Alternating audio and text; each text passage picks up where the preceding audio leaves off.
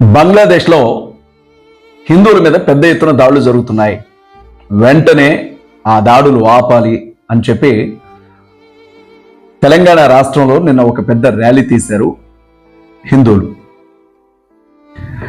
ఏ పత్రిక చూసినా, ఏ TV channel on చేసినా హిందువుల మీద దాడులు జరుగుతున్నాయి, హిందువుల మీద దాడులు జరుగుతున్నాయి, హిందువుల మీద దాడులు జరుగుతున్నాయి. ఎక్కడ?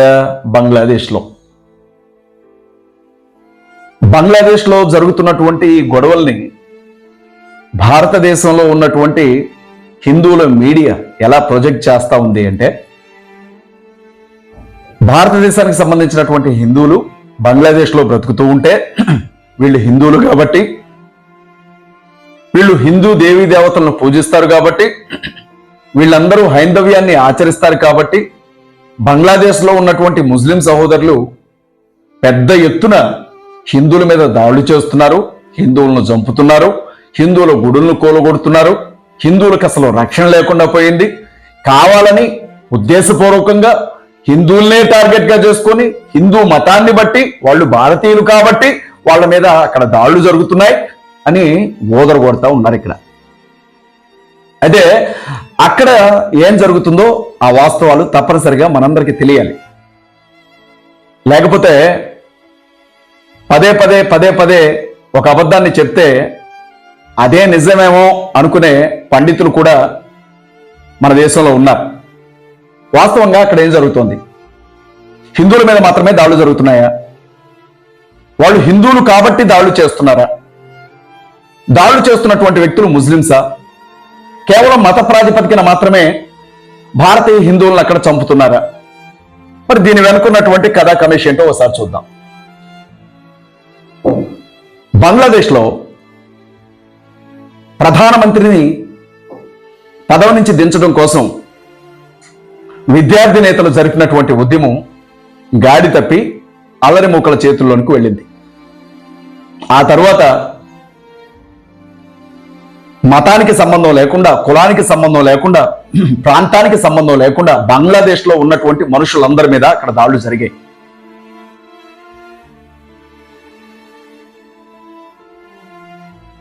అక్కడున్నటువంటి ఒక గొప్ప విషయాన్ని ఇక్కడ కొన్ని మీడియా సంస్థలు దాచిపెడుతున్నాయి. అవేంటంటే, హిందువుల గుడుల ముందు ముస్లిం సహోదరులు కర్రలు పట్టుకొని కాపలా కాస్తున్నారు. హిందువుల గుడుల మీద, హిందువుల ఆలయాల మీద ఎట్టి పరిస్థితుల్లో ఇక్కడ దాడి జరగడానికి వీల్లేదు అని చెప్పి ముస్లిం సహోదరులు అక్కడ పహారా కాస్తున్నారు.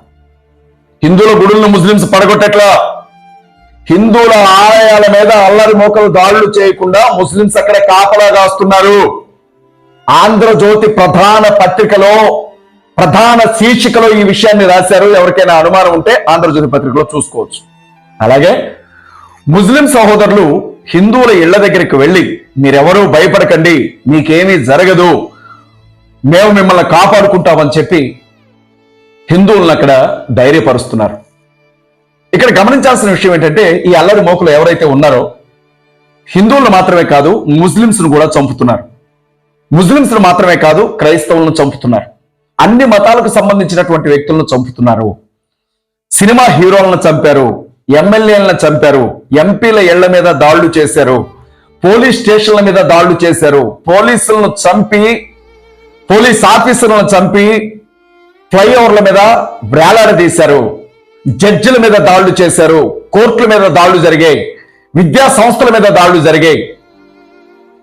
అక్కడ జరిగినటువంటి దాడులు విధ్వంసకరమైనటువంటి దాడులు. అందులో అన్ని మతాలకు సంబంధించినటువంటి ప్రజలు గాయపరచబడ్డారు, ప్రాణాలు పోగొట్టుకున్నారు. ఒక సాడిస్ట్కి, ఒక సైకోకి, విధ్వంసం చేయాలనుకుంటున్నటువంటి ఒక ఉన్మాదికి మతంతో ఏం సంబంధం ఉంది?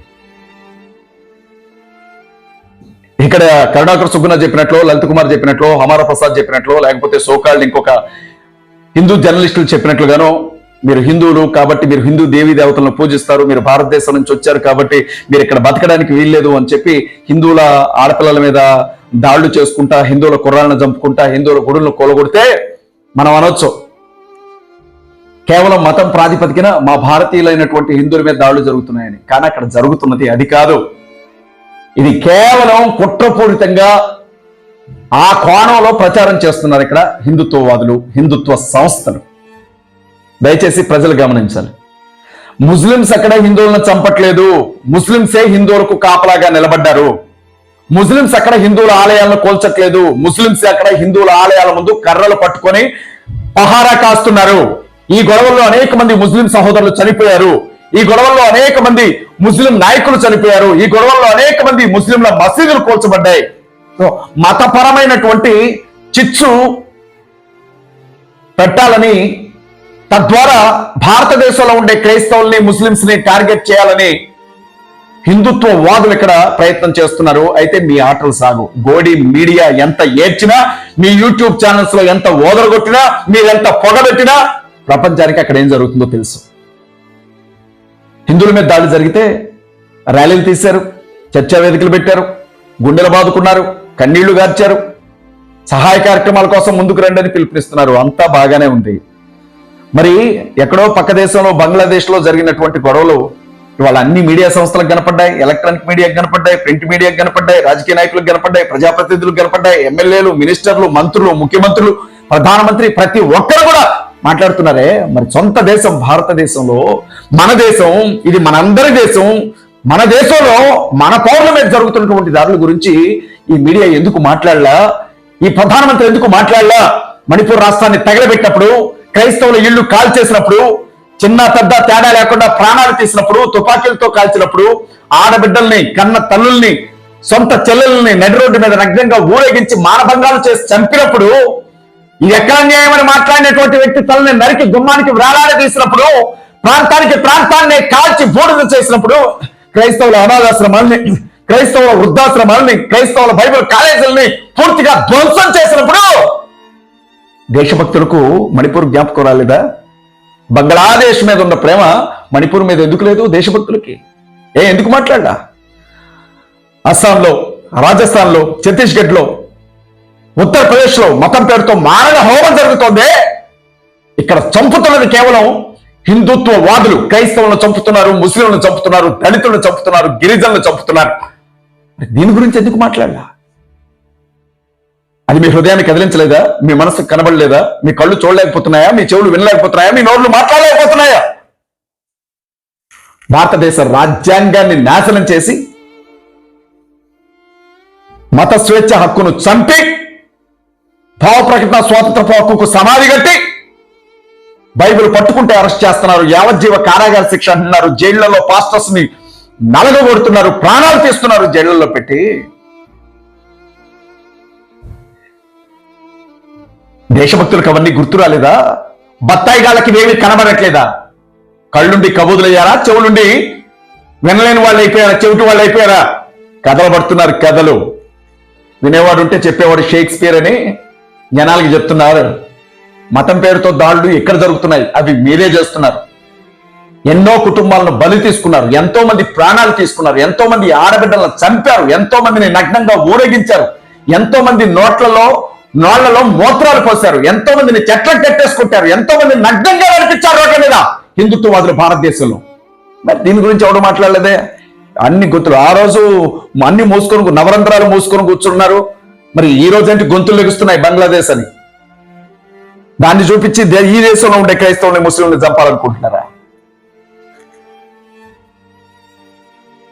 పూర్తిగా అక్కడ జరుగుతుంది విధ్వంసం. అది మతాలతో సంబంధం లేనిది. ఇక్కడ వీళ్ళు ఏడ్చినట్లుగా, ఈ దిక్కుమాలిన ఛానళ్లు మాట్లాడుతున్నట్లుగా మతం పేరుతో జరుగుతున్న దాడి కాదు. అయినా దాన్ని కూడా ఖండిస్తున్నాం. ఏ మతాన్నైనా సరే, ఏ మతాన్ని ఆచరించే వ్యక్తులైనా చంపే హక్కు ఇంకొక మతం వారికి లేదు. కాబట్టి బంగ్లాదేశ్ లో భారత మూలాలు ఉన్నటువంటి వ్యక్తుల మీద జరుగుతున్న దాడులను మేము కూడా ఖండిస్తున్నాం. అయితే పూర్వపరాలు ఎలాంటివో మీకు తెలియాలి కాబట్టి విషయాలు చెప్తాను. ఇక రెండో విషయం, మధ్యప్రదేశ్లో ఆర్ఎస్ఎస్కి సంబంధించినటువంటి 3 వ్యక్తులు 88 పుస్తకాలు రాశారు. ఆ 88 పుస్తకాలు ఎవడు కొనట్లేదనో, మధ్యప్రదేశ్లో గవర్నమెంట్ మనదే కదా, మనం ఏ నిర్ణయం తీసుకున్నా అడిగేది ఎవడు, ఈ క్రైస్తవులకి, ముస్లింలకి, ప్రజాస్వామ్యవాదులకి, కమ్యూనిస్టులకి, కాంగ్రెస్ వాళ్ళకి అంత దమ్ముందా అనుకొని ప్రభుత్వం ఒక నిర్ణయం తీసుకుంది. వీళ్ళు రాసిన 88 పుస్తకాలు ప్రభుత్వ పాఠశాలలో, ప్రైవేటు పాఠశాలలో కొని పాఠ్యాంశాల్లో ఆ పుస్తకాలను చేర్చాలని చెప్పారట. ఆర్ఎస్ఎస్ కి సంబంధించినటువంటి వ్యక్తులు రాసిన 3 పుస్తకాలను పాఠ్యాంశాలలో 88 పుస్తకాలని పాఠ్యాంశాల్లో చేర్చాలట. అంతే. అంటే శూద్రులు, అతి శూద్రులు, అంటరాని వారు, ముట్టరాని వారు, ఇక మీకు తెలుసు కదా కథలన్నీ కూడా, సతీ సగమనం, బాల్య వివాహాలు, మూఢనమ్మకాలు, బలులు, జోగిని వ్యవస్థ,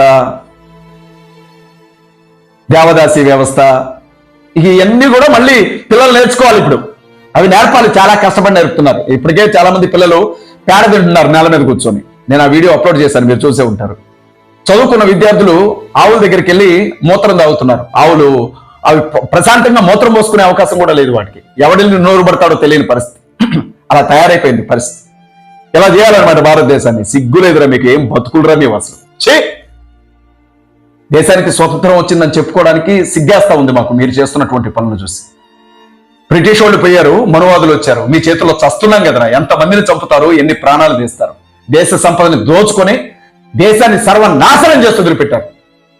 మతం పేరుతో మీరు చేస్తున్న అరాచకత్వం అంతా ఇంత, కులం పేరుతో మీరు చేసిన విధ్వంసం అంతా ఇంత, మత మార్పిడి నిరోధక బిల్లుల పేరుతో ఎంతమంది పాస్టర్లను చంపారు, ఎన్ని ప్రాణాలు తీశారు, ఎంతమంది ఆడబిడ్డల్ని మానభంగాలు చేశారు, ఎంత విధ్వంసం చేస్తున్నారా. మిమ్మల్ని అడిగే దిక్కు లేకుండా పోయింది వాళ్ళ. రాజ్యాంగాన్ని మారుస్తా ఉంటున్నారు. క్రైస్తవులకు ముస్లింలకు ఓటు హక్కు తీసేస్తా ఉంటున్నారు. క్రైస్తవులు ముస్లింలు కురాలను చంపడానికి సిద్ధపడమని పిలుపునిచ్చారు. క్రైస్తవులు ముస్లింలు ఆడబిడ్డలను గ్యాంగ్ రేపులు చేయమంటున్నారు. దేశాన్ని హిందుస్థాన్గా మారుస్తానంటున్నారు. మీకడ్డే ఉందిరా. మిమ్మల్ని అడిగేదే అసలు అడ్డు అదుపు లేదు. ప్రధానమంత్రి మీవాడు, రాష్ట్రపతి మీకు సంబంధించిన వ్యక్తి, ముఖ్యమంత్రులు మీ వాళ్ళు, ఎస్పీలు, కలెక్టర్లు మీ వాళ్ళు, జడ్జిలు మీ వాళ్ళు. ఇప్పుడు మీకు హిందువులకు కష్టం వచ్చింది భారతదేశంలో. అధికారం అంతా మీ చేతిలో ఉంది. ప్రింట్ మీడియా, ఎలక్ట్రానిక్ మీడియా మీ చేతిలో ఉంది. కొన్ని కోట్ల మంది ఆర్ఎస్ఎస్ కార్యకర్తలు ఉన్నారు. విశ్వ హిందూ పరిషత్, బజరంగ దళ్, ఆర్ఎస్ఎస్ లాంటి సంస్థలు ఉన్నాయి. ఆర్మీని చేతుల్లో పెట్టుకున్నటువంటి పరిస్థితి వల్ల మీకు కష్టం వచ్చింది. వాళ్ళ ఒక చెంప కొడితే మరొక చెంప చూపించమని చెప్పిన క్రైస్తవుల వల్ల దేశ ద్రోహులైపోయారు. అందరూ బాగుండాలని ప్రార్థన చేసే ముస్లిం సహోదరులు దేశ ద్రోహులయ్యారు. ఊరవతలు బతుకుతున్న దళితుల వల్ల దేశ ద్రోహులయ్యారు. అది పరిస్థితి. ఇక మూడవది, ప్రపంచ దేశాలన్నీ కూడా యుద్ధం వైపుకు వెళ్ళిపోతున్నాయి. ఇజ్రాయెల్, ఇరాక్, పాలస్తీనా, హమాస్తో మొదలైనటువంటి గొడవ చిలికి చిలికి గాలివానైనట్లు కొన్ని దేశాలు ఇజ్రాయెల్ వైపు, మరికొన్ని దేశాలు ఇరాన్ వైపు నిలవబడి చివరికి మూడో ప్రపంచ యుద్ధం దగ్గరికి వెళ్ళి అందరం కూడా అణుబాంబులు వేసుకుని చచ్చే పరిస్థితి. మరొకవైపు బ్రిటన్లో భయంకరమైనటువంటి గొడవలు.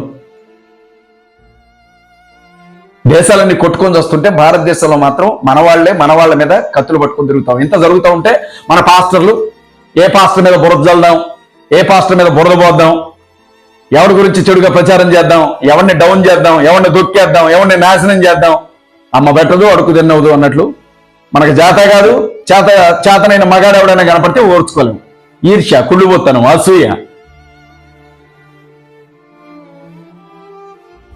ఒకవైపు యావజ్జీవ కారాగార శిక్ష ప్రకటించారు. ఉత్తరప్రదేశ్ లో ఉండే చర్చిలన్నీ కూడా మూతపడుతున్నటువంటి పరిస్థితి. పాస్టర్లు అందరూ కూడా ఏడుస్తున్నారు. అక్రమంగా జైళ్లలో పెట్టి తొక్కేస్తున్నారు వాళ్ళని. జరుగుతున్న విషయాలు చెప్తుంటే నీ నోటి నుంచి ఇప్పుడు మంచి మాటలు రావా? పతివ్రత శిరోమణులు మాట్లాడుతున్నారు. జరిగేదే చెప్పాలిగా. మీకోసం తీయటి కథలు, అబద్ధాలు ఆడ చెప్పాను నేను. సిగ్గు లేకపోతే సరే. ఈ వీడియోని షేర్ చేయండి, విషయాలు అందరికీ తెలియాలి. ప్రార్థనలు జ్ఞాపకం చేసుకోండి. మీ అందరికీ వందనాలు.